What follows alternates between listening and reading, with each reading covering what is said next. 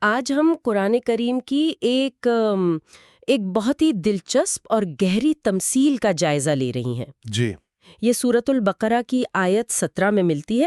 ہمارے سامنے اس آیت کی تفسیر کا ایک حصہ بھی ہے، اور آج ہمارا مقصد ہے کہ اس تمثیل کے ذریعے ہدایت، روشنی اور پھر اسے کھو کر اندھیروں میں بھٹک جانے کے تصور کو سمجھا جائے۔ بالکل۔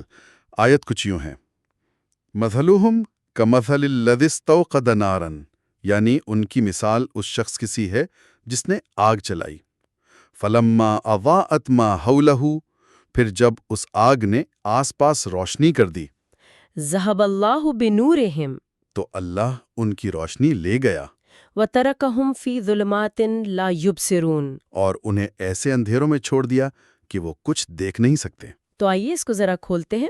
شروع میں لفظ ہے مثلہم۔ تفسیر میں لکھا ہے کہ یہ صرف مثال نہیں ہے۔ جی، بلکہ ان کا عجیب و غریب حال، مطلب کوئی خاص کیفیت بیان ہو رہی ہے۔ اچھا، اور دیکھیں، یہاں زبان کا ایک بہت باریک نقطہ بھی ہے۔ آیت میں الذی استعمال ہوا ہے، یعنی واحد کا صیغہ۔ ہاں، حالانکہ بات تو ایک گروہ یعنی منافقین کی ہو رہی ہے۔ بالکل۔ تو مفسرین کہتے ہیں کہ اس کی وجہ شاید یہ ہے کہ مقصد اس عمل یعنی آگ جلانے کے فعل یا اس حالت پر زور دینا ہے۔ اچھا، افراد کی تعداد پر نہیں۔ جی نہیں، یہ قرآن کے اپنے انداز بیان کی خوبصورتی ہے۔ تو منظر یہ بنا کہ جیسے گھپ اندھیرا تھا اور کسی نے روشنی کے لیے آگ جلائی، ایک امید سی پیدا ہوئی، ارد گرد کا ماحول نظر آنے لگا۔ ہاں، لیکن یہاں ایک اور دلچسپ بات ہے۔ فرمایا گیا ذہب اللہ بنورہم، اللہ ان کا نور لے گیا، روشنی لے گیا۔ نار یعنی آگ کا ذکر نہیں کیا۔ نہیں کیا۔ اس سے یہ اشارہ ملتا ہے کہ اصل قیمتی چیز وہ روشنی تھی، وہ ہدایت تھی جو انہیں ملی تھی۔ آگ تو ذریعہ تھی، صحیح۔ اور پھر اس روشنی کے جانے کو اللہ کی طرف منسوب کیا گیا ہے۔ اس کی بھی کئی حکمتیں ہو سکتی ہیں۔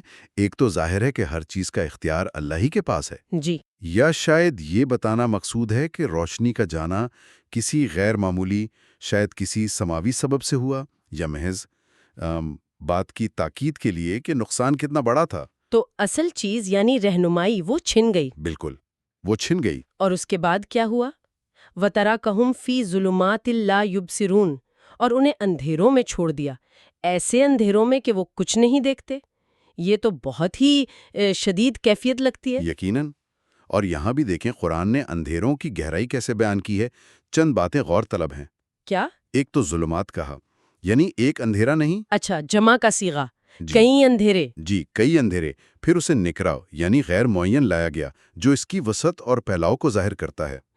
اور پھر اس پر مزید یہ کہ لا یبصرون، وہ بالکل بھی نہیں دیکھ سکتے۔ بالکل بھی نہیں، یعنی بصارت مکمل طور پر ختم۔ جی، گویا بصارت ہی سلب ہو گئی۔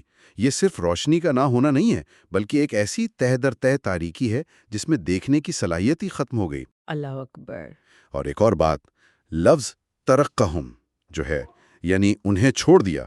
مفسرین کہتے ہیں اس کا مطلب صرف چھوڑ دینا نہیں، بلکہ انہیں ایسا بنا دیا کے معنی میں بھی آتا ہے، سیرہ کے معنی میں۔ اچھا، تو یہ سب ملا کر پھر کیا تصویر بنتی ہے؟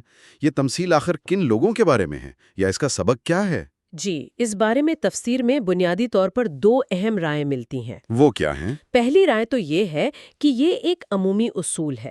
یہ ہر اس شخص کی مثال ہے جسے ہدایت کی روشنی ملی، مگر اس نے اس کی قدر نہیں کی، اسے ضائع کر دیا۔ اچھا، نتیجہ کیا ہوا؟ وہ پہلے سے بھی زیادہ حیرانی اور گمراہی میں پڑ گیا۔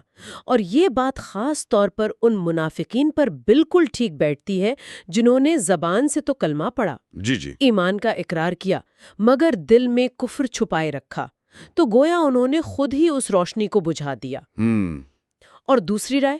دوسری رائے یہ ہے کہ یہ تمثیل نہیں، بلکہ ان کے ایمان کو ہی آگ سے تشبیہ دی گئی ہے۔ اچھا، ایمان کو آگ سے؟ وہ کیسے؟ یعنی ان کا ایمان ایک ایسی آگ جیسا ہے جو دنیا میں تو وقتی طور پر کچھ فائدے دے دیتا ہے، جیسے مسلمانوں میں شمار ہونا، جان و مال کی حفاظت، مال غنیمت میں حصہ وغیرہ۔ ٹھیک۔